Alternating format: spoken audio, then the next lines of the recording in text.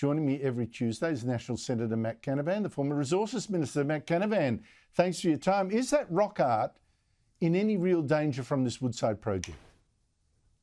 No, it's not, Andrew. I've been there to the Burrup Peninsula and seen the rock art. It's beautiful, pristine. It's in a great shape. The Karratha gas plant there, it's part of the North West Shelf project, has been operating for over 40 years now, and there's absolutely no evidence that it has in any way damaged that artwork. As you've said, we should seek to protect that, do what we can. I don't think we necessarily need to move it. It's as I say, in good shape there, and it attracts a lot of tourists. And if we don't proceed with this project, keep in mind that it's not just about stopping a new project and new wealth being created.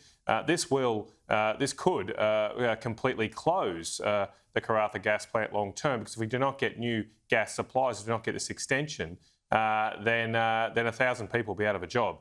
And some of the worst victims of any decision like that would be the Aboriginal people, especially young Aboriginal people of the Burrup Peninsula. They'll be impacted more than any, because many of them I know and I've met a number of times and I've been up there, work in this wonderful industry. We're one of the world's largest gas exporters. We used to be the largest LNG exporter, but the US has overtaken us because they haven't got as many stupid green climate policies as we do. But yet, if this plant doesn't proceed, that'll be a fifth of our gas exports taken off the table. It's our third biggest export now. And even more than that too, it goes beyond just gas. There's a new urea plant being built on the Burrup Peninsula right now. We don't make urea anymore. It's the most important fertiliser for food production. About half our food is made with that fertiliser. We don't make any of it in Australia now. We used to in Brisbane. But again, stupid green policies mean we import it all. And if we don't get the extension going for the North West Shelf project, that urea plant won't be able to go ahead. It needs the gas from this project to make this fertiliser, to grow food.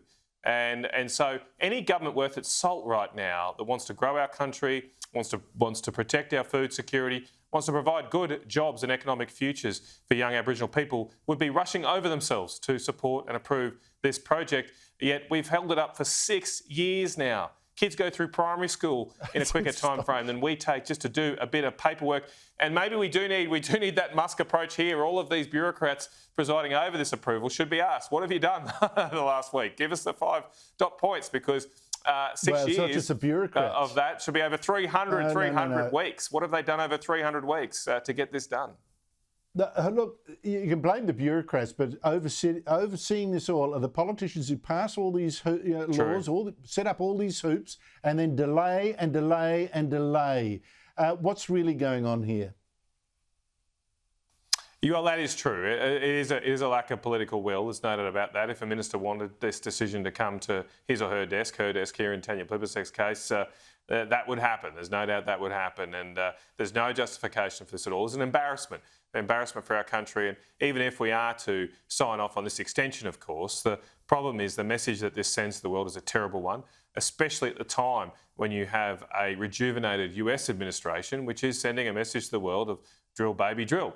The capital that would otherwise have come here to create jobs is clearly going overseas. Santos has said that. Other oil and gas companies have said that it's a lot easier to do business in the United States. And so they'll go there. BlueScope said that the other week, not just in gas. Steel, one of our 2 last steel makers says the same. So we are playing with fire here in our country if we don't get into shape soon, because we've had some good times. We've had a pretty good economic time, but I really worry we're going into rougher waters here. And if we continue to muck around with these stupid green policies that no one else is doing anymore, we'll just make Australians poorer. And whenever we wake up to ourselves, it might just be a bit too late. I just think the art is just part of a greater scam that's being played. We've seen Aboriginal heritage used as an excuse by Greens to block other gas projects as well. Notoriously, one north of the Timor Islands, you might recall that the Environmental Defenders Office was called out peddling porkies on that one. Labor's attacks on Peter Dutton today, that he bought bank shares the day before the Rudd Labor government bailed out the banks. The Prime Minister today said, well, Dutton has questions to answer, presumably whether he had a tip, insider knowledge. Your response? Well, Peter Dutton declared this as appropriate 16 years ago. He's been a minister in 3 different governments over that period. He was an aspirant to be the leader or be the Prime Minister at the time with a leadership change, Liberal Party. And of course, he's been opposition leader now for a number of years. And to me, if the Labor Party had a real issue with this, they would have raised that at some point during that period. Just happens to be only weeks out from an election. So I think the timing says it all. I don't think Peter's got anything to worry about here. And he's, of course, denied it as well. The Labor Party's given no evidence to back up its suggestion, which it doesn't dare repeat outside Parliament.